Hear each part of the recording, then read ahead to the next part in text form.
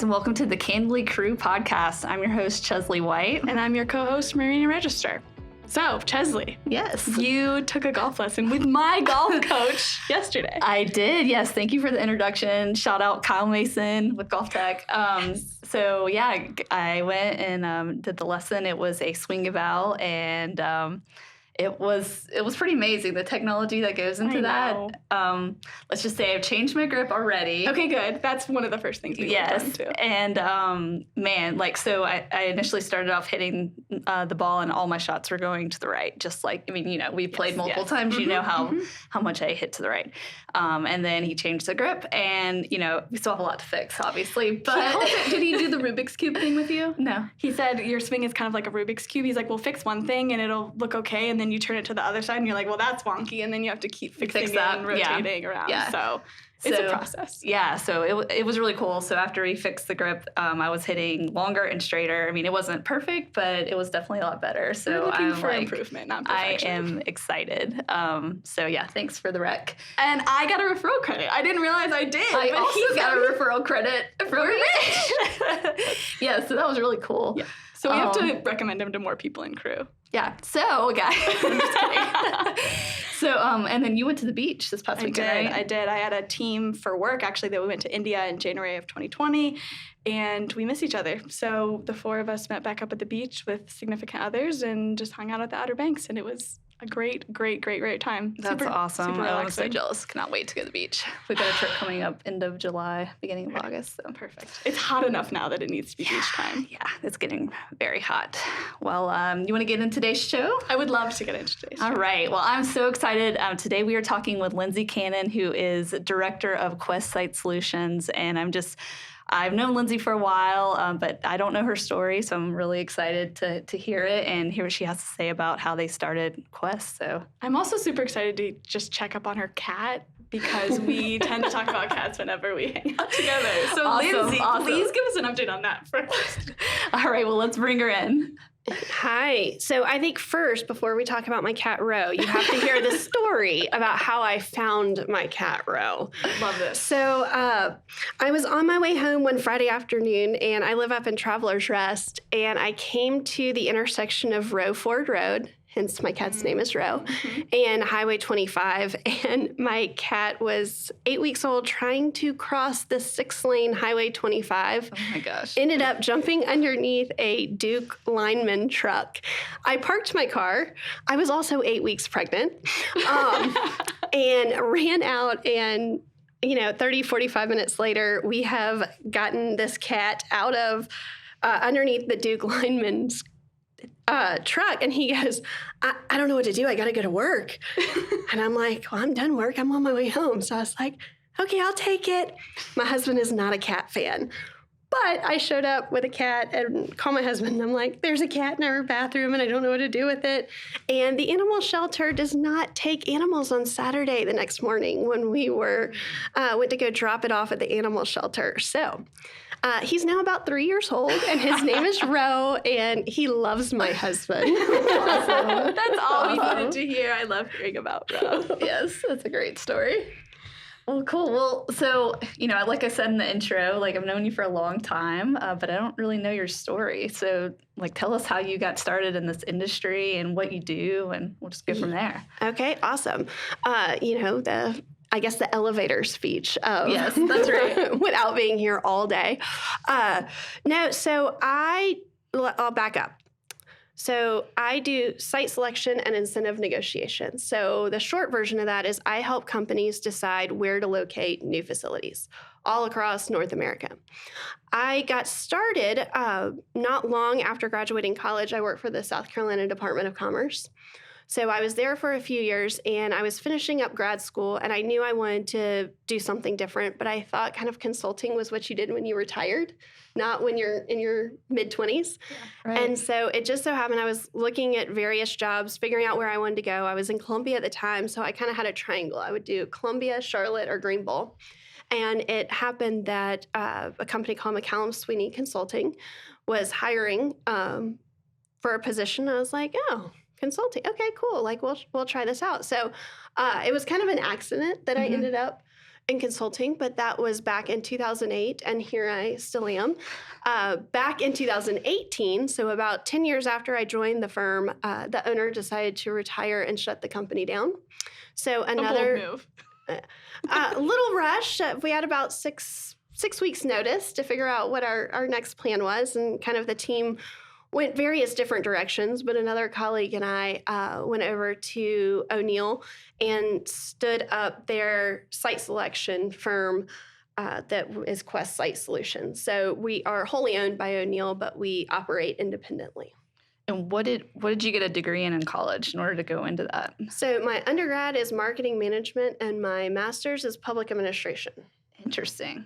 Yeah, so it's more of, you find people in this field very diverse. Nobody kind of goes to college saying, hey, I want to be a site selection consultant. So, you'll see lawyers, you'll see business people, you'll see some engineering, planning. It's all over the place. Yeah, interesting. I would just assume you would be like civil engineer or something that was like more related to like site-specific stuff. Nope.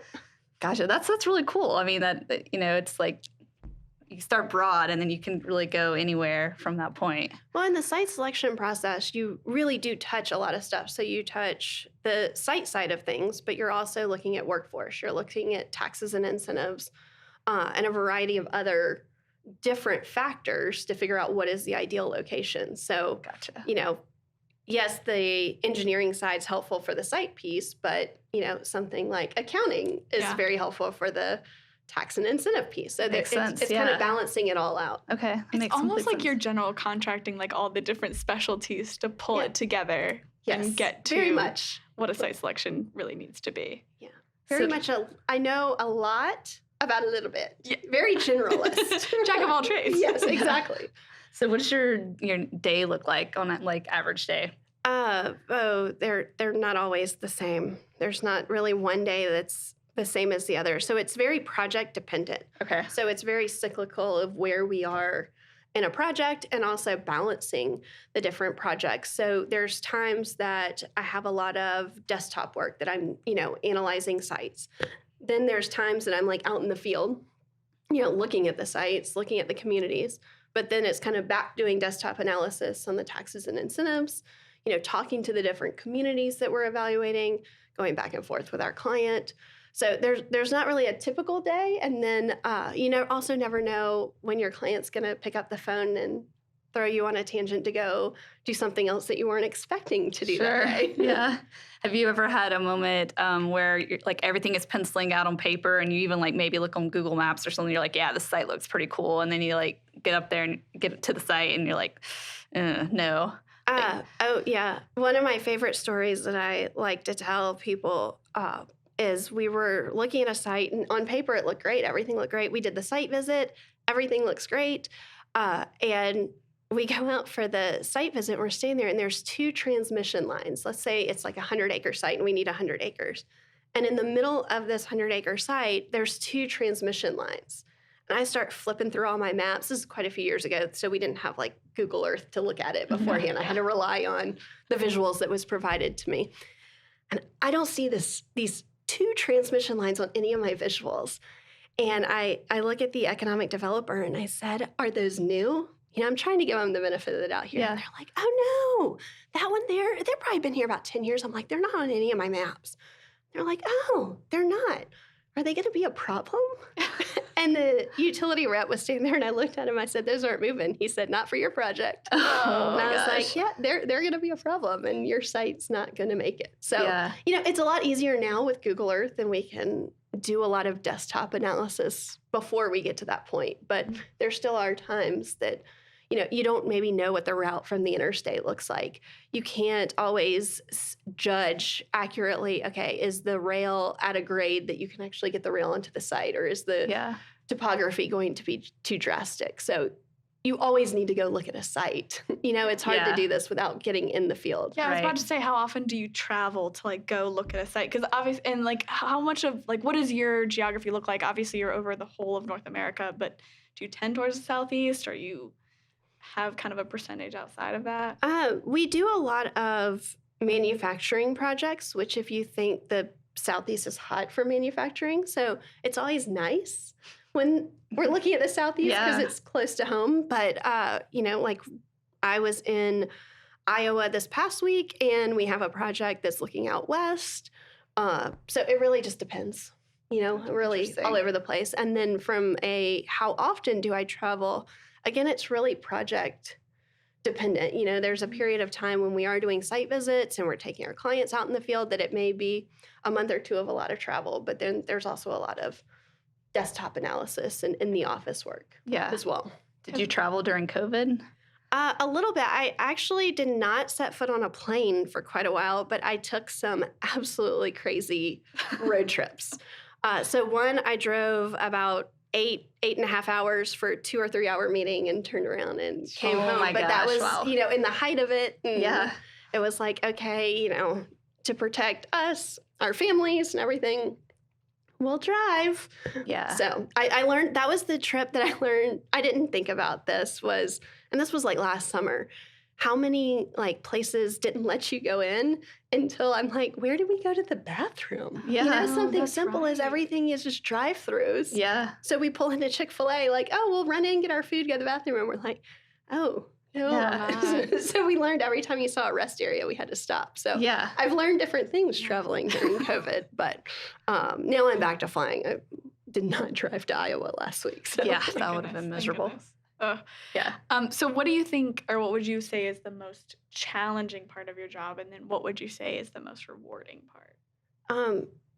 Both have the same answer, that it's Love that. my clients.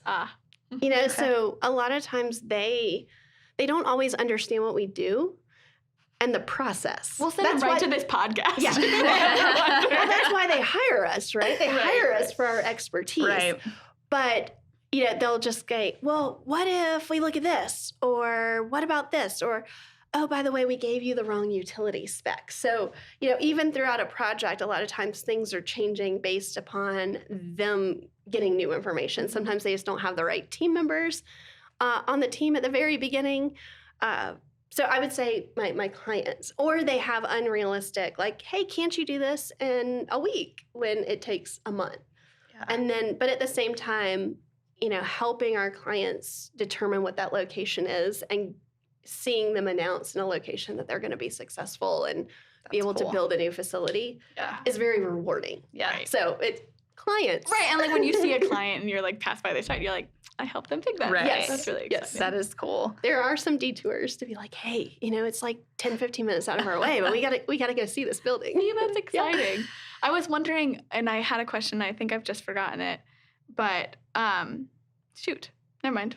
I forgot it. Yeah, growing up, my my stepdad, he paved roads for a living, and so like literally we'd be driving, and he'd just be like detour off to the right and be like, "I paved this subdivision," and I was like, "Cool." Like It looks the same as every other right, paved exactly. subdivision. Yeah. I don't know what's special about this, but cool. Oh, I remembered my question. Have you ever gone to a site and been like, well, that's a great site. It won't work for the client that I'm currently working on, but I've got to keep this site in my pocket because I think there's another client that I might work for, or you just like this site so much, or is it just kind of like you're looking specific for your client and you go find them a site? Typically, it's more we're looking at a site for a client because, yes, I've seen sites that are like really good and I know about those in the back of my mind, but like really good sites normally get taken up Yeah. fairly Mhm. quickly. So Makes it may work for another client, like let's say 2 or 3 years down the road, and it's not available anymore. Right. Yeah, Right. makes That sense. makes sense. Yep. And like, do your clients typically know how big of a site that they need? And I guess it's like, I guess maybe it depends on how savvy they are. I'm curious about that. I think my most frequent answer for anything is it depends. Yeah. And it really Yeah. does. Like, kind of like a search region. Some of our clients come to us and say, hey, I want to look at these 3 states along this interstate corridor, where others are like, I don't know where I need to be. Same thing with acreage. Some of them are like, here's my building. I know that this is my building. Here's the perimeters around it. Mm-hmm. Whereas others are like, we know we're going to need additional capacity, but we actually don't know exactly what we're going to put in that building yet. So we're not exactly sure Yeah. Yeah. how big it's going to be. So Hmm. it depends. A little bit sophistication of the client, and the other part is how far along are they in the process before we get involved. Do you go through any programming elements with them to try to help them figure out? Like, say they don't know the acreage. Do you try to help them get to that answer so that you can help them do your job? No, we help me help you. Before we go looking at sites, we have to know what we're looking for. But, I said, parameters change. We have one client that started with acreage, and it just keeps kind of going up as they're like, oh, we might need to add this, and we might need to add that. So even though I start with something, it may change. But yes, we definitely help. We try to nail down as much at the beginning as we can, because it just makes our jobs easier and us better at what we're doing the more information we have. Yeah, makes complete sense. So you mentioned that you came over with one other person. Do you each have your own clients, or do you both work on the same client? Like, how does your team split up? Are you very client specific, and then you have people under you, or how does that work? Yeah, so we are a team of 3, and so it depends. So, as I said, it depends. Right now, we are so busy that it's kind of like, hey, I'm just going to try to keep my stuff going, and if I need you, I'll let you know. If you need me, let me know. But we're just kind of we're there together, and we kind of know what each other's doing, but we're kind of just going on parallel paths. Whereas when it's not as crazy busy as we are right now, there's a lot more interaction, like, hey, review this. Hey, what do you think about that? Mm-hmm. But right now it's just kind of like, okay, let's just get it done and keep going. Let me know if you need something type thing. Right. Makes sense. So in terms of the different pieces, I'm sorry, I just have a ton of questions about it. I think this is fascinating. So in terms of the pieces that go into, say, I guess you produce a report or something like that, you need an accountant, or you need all these other people with their expertise. You're not doing that piece, right? I mean, so are people on your team doing that, or do you sub that out to an expert that kind of helps you put together that? No, we're doing there's different deliverables at different periods of time. So we break up the project in phases. So phase 1 is kind of where are we going to look and what are the sites that are eligible for that project. And so that's a lot of, okay, here's the parameters. Here's what this project needs. Do the sites that have been submitted meet those parameters? And so we go to our milestone meeting with our client, and we present those sites to them, and we put them in 3 buckets. Retain, which are these meet the criteria. The eliminate, these don't, they shouldn't have been submitted. And then the marginal are kind of, we don't have enough information, or they might be on the edge of a search region, or just kind of those that are in the middle that could go either way. And our client helps us decide, do they go in the retain or do they go in the eliminate? Okay. And then at that point, we go out and do site visits. Both our team with our client, normally there's a few different trips. And then at the same time, we're putting together a comprehensive location report. So at that point, we're looking at the site, we're looking at workforce, we're looking at taxes and incentives, a variety of different factors. When we used to print them out, it was a few inches worth of information. Now it's much easier. Just send it on. That's good. And at that point, we're down to our finalist location. So still our team is putting all of that together. And then we begin our incentive negotiations. And then any due diligence that may be needed. So this is where we start to get outside help if needed. Okay. So from a lawyer to be able to do a lot of the agreements that are done, people to do the due diligence studies if they haven't already been completed. Sometimes our clients have already determined who their contractor is going to be.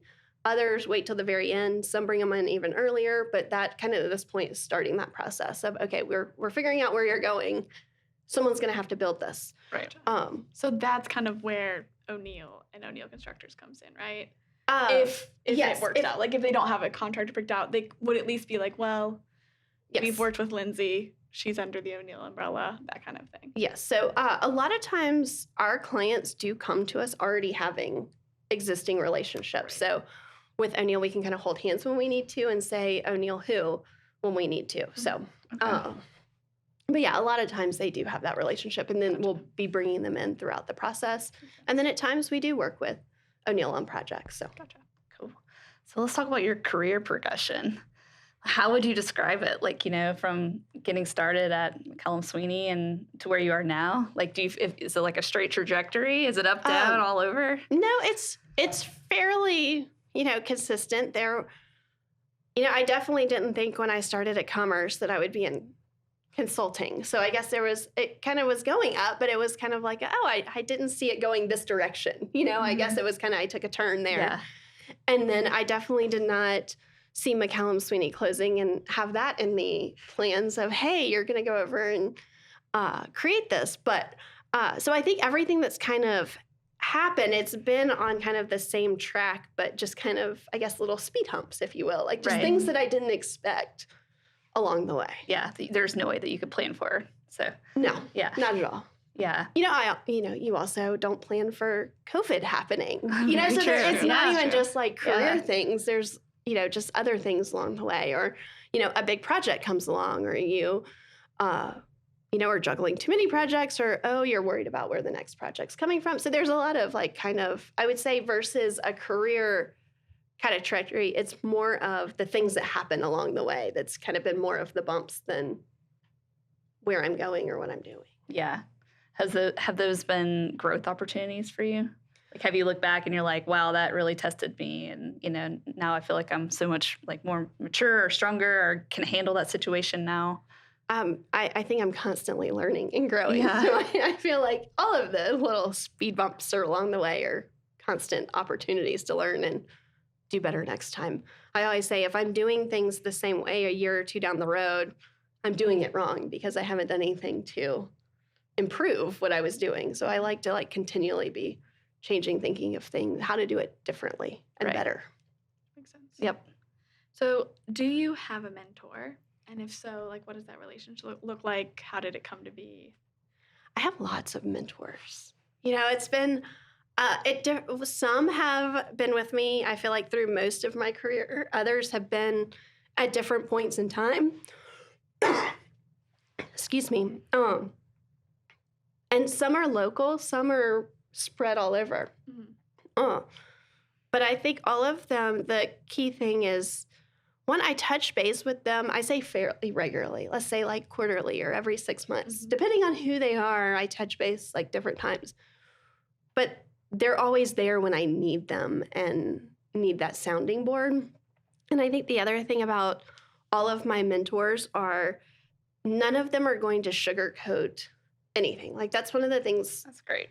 that I need if I'm going to have a mentor, I want that person to really mentor me and tell me the things that I need to hear, not necessarily that I want to hear. Right. I want to hear I'm great all the time, but I don't necessarily need to hear that all the time. Right. You need people to tell you hey, that's a really good job. But. Yeah.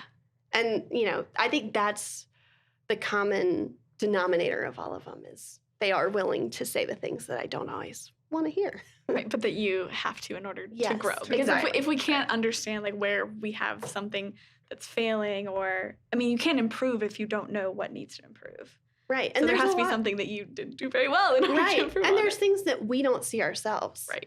That, someone else pointing it out, you're like, oh, yeah, why didn't I see that? But you just need that person. Yeah. Just someone or people. Right. Yeah. Sometimes it takes a couple to be so 3 people told me the same same thing. I guess they're probably right. Yeah. Right. How did that relationship come about with your mentors? Some are people that I have worked with over the years that, have just kind of been my cheerleaders. Others are colleagues. I can only think there's 1 or 2 that I was actually paired with. One of my favorite dear mentors, I actually did CREW's leadership program. I was in the first class of that, and they paired us with mentors. And in talking to some of my classmates, they talked to their mentor once or twice during this year. And I'm like, oh no, we talked monthly. And and it's been fun because we've been able to refer work back and forth. And it's icing on the cake. Right. I think I've only met her in person once, maybe twice. But we just hit it off, and she's been wonderful, and vice versa. And so it's been great. So she was through CREW Network. Yes. So she's in a different city. She is. She's in Philly. Wow. Okay. That's awesome. So if I'm ever up that way, I'm always like, hey, can you meet? And we try to meet up. So it's been great. And the other thing about mentors is I have some that are close in age to me, and then I have some that are, nearing retirement or have retired. So, having that kind of diverse age group also, I think, because they see different things. Right. Yeah.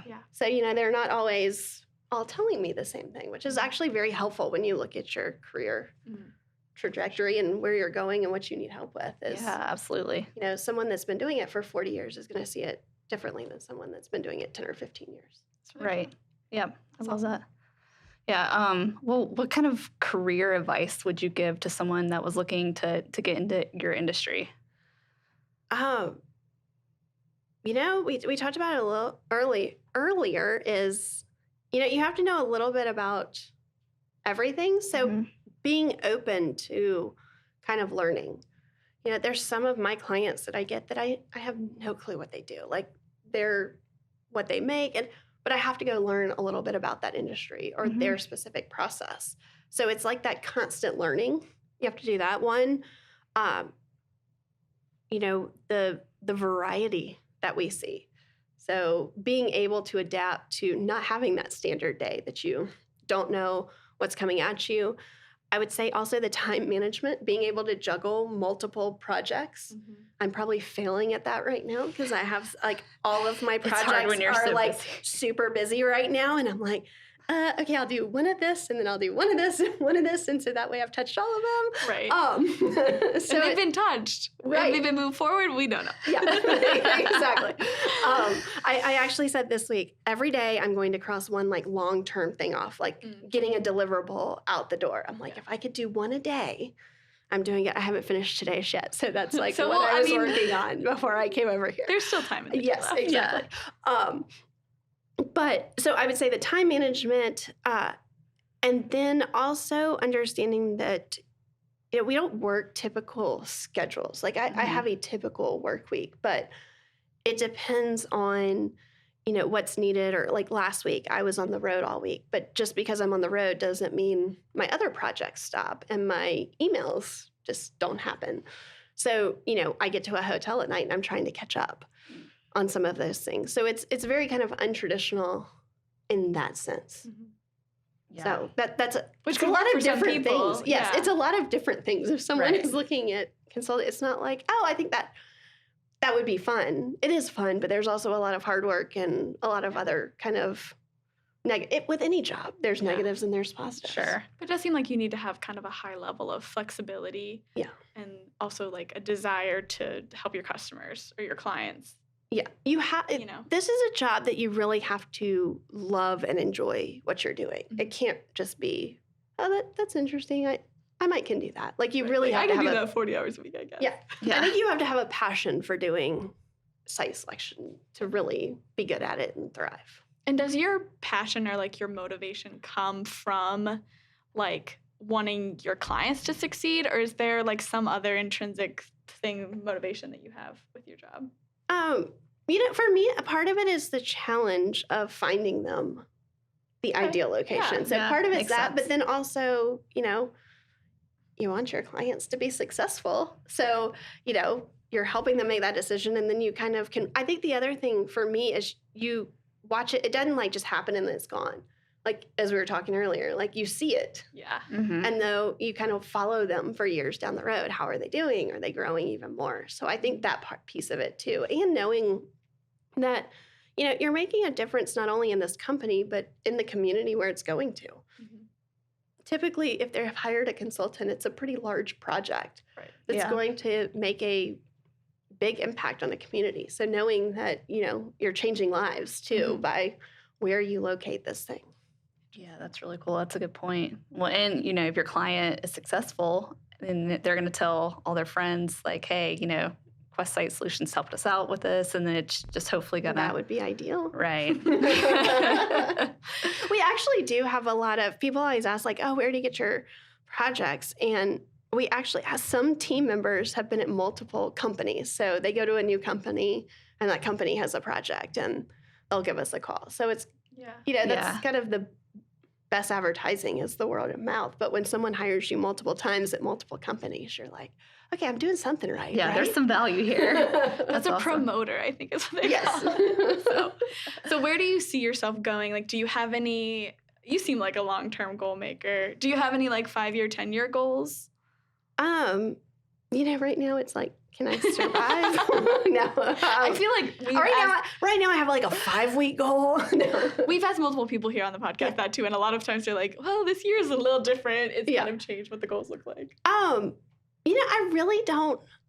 As of course, to grow Quest, that's the goal is, as time goes on to get bigger and bigger. But someone asked me this, like, well, what's next? And I'm like, you mean like where would I go after? And they're like, yeah. And I'm like, retirement? Like, so Quest is yours. It was kind of like your brainchild in a way. Yeah. And, it's fun because all the things that I have thought about for 10 or 15 years, like, if I was in charge, this is what I would do. Or these are the things that I would change. Well, we're getting to implement that. And that's fun. Yeah. It really is fun to be able to, to be in charge. Absolutely. Yes. And so I think that's the fun side of it. And so I think it's the, 5, 10, 15-year plan is not necessarily, where am I going? But it's, okay, what are we going to be offering? And what are we going to do? And what are some of the different things that we can be doing that isn't being offered right now? Yeah. So I think that's where I look is. Yeah. Which makes sense. Do you have a lot of competition in the area of site solution consultants? Oh, yeah. Well, actually, we have a lot locally. Interesting. Yeah. So there's a group of us that way back when, this is before I joined the group, there was a lot of people that worked at Floor. Mm-hmm. And so they kind of went their separate ways and created site selection firms. And then when McCallum Sweeney closed, our team kind of dispersed. So now there's about a handful of different ones here. And then, accounting firms have site selection divisions, attorneys do this. So there's a lot of different, and so there's standalone, and then there's a lot of entities that offer a site selection service. So, but our biggest competitor is companies trying to do it themselves on their own. Like they're like, oh, I'm not paying that money. I can do this. But this is our expertise. This is what we do every day. Right. It's not what our clients do every day, especially if they don't have a project, all that often. Like, okay, Amazon, they do enough projects. They have a real estate team. They know what they're doing. Sure. But, company XYZ that hasn't built a new facility in 10 years, they don't know where to start. They don't know where to go. So, do you have to have any kind of specific certifications? So I know obviously for accounting firms, they need a CPA that signs off on something. Anything like that for you, or is it very consulting, no certification? No certification.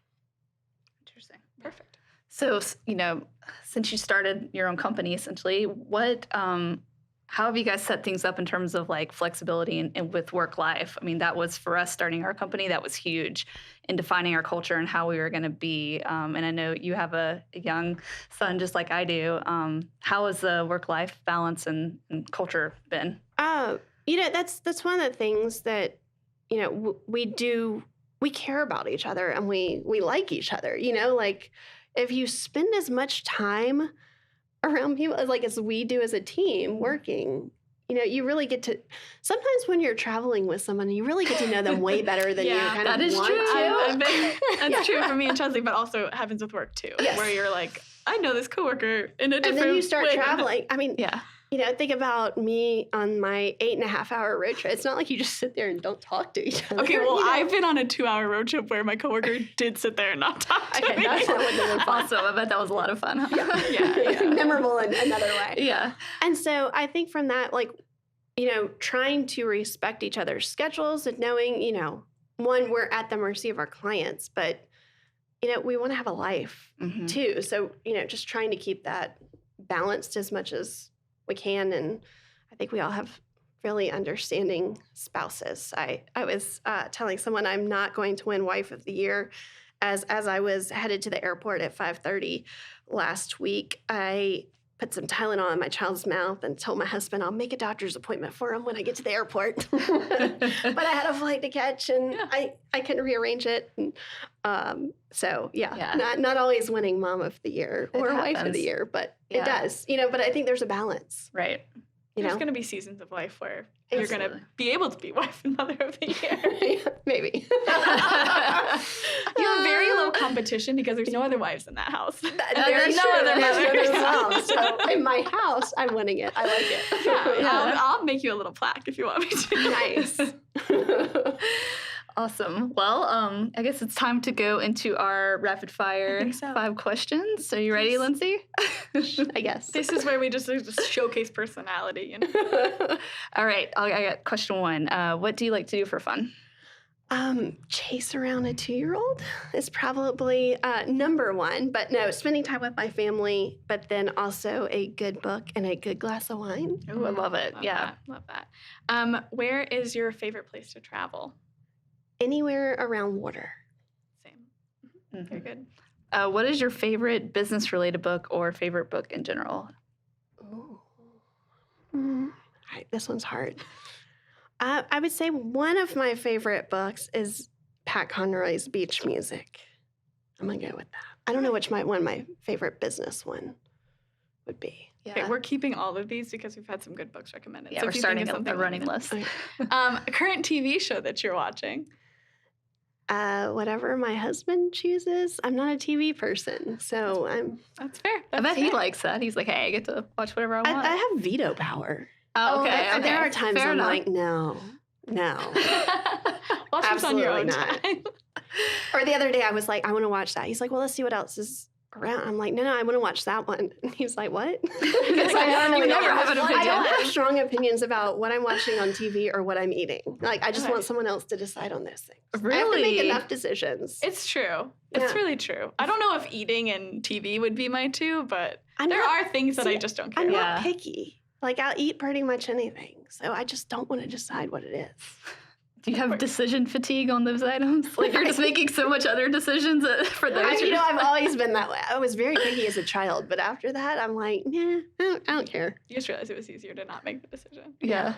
Well, on that topic, this is a perfect question.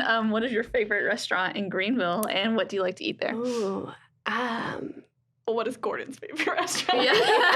No. I can make decisions on it. Yeah. Okay, I'm gonna go with Lazy Goat Oh, and the goat cheese balls and the Moroccan lamb. That's a good hear choice. you on I that. haven't been to Lazy Goat in a while. I went a I few haven't weeks. been anywhere in a while. I had a newborn for a year, and about the time we're like coming out of newborn fog, COVID hit. That's true. Oh, so maybe you can relate on this. We are now starting to take Hudson out to eat, post-COVID. And so we're trying to like train him how to act in restaurants and stuff. Are you guys having that same issue of like, we missed a whole year of learning how to act and then now we're trying to make up for it later? Oh, I don't think he's still got anywhere to eat. Like if my really? parents or in-laws are in town, we might, but Not him. Okay. We're like venturing to like grocery stores and Lowe's I and hear Home ya. Depot Okay. at this point. So what did Hudson have when we were out at? Because he had his pancakes, which was good, but then he had like a truck. He had a passy, milk. His milk. It was like anything like to distract him to from picking up his plate to throw it on the which ground. he actually almost did once, or he did do. And the people next to us were like, it's okay, it's fine, it's fine. I did the same thing when I went out to eat the first time after COVID. You're like, I'm done with this. Yeah, like, Throw it on the ground. All your previous experience, you just forgot I that. just forgot it. Yeah, learning how to act again. Yeah, Exactly. Yeah. Well, cool. Well, Lindsey, thank you so much for letting us talk with you today. It's been a pleasure, and I'm really excited I got to learn about what you do and how things are going for you. Well, thanks for having me. Yeah, it was a pleasure, and I will need an update on Ro, like a picture or something, just to make sure. Okay. He's doing okay. He is. Here after COVID. He's thriving. I'm sure he is. All pets are, aren't they? Right. Well, thanks so Alrighty. much. Thanks.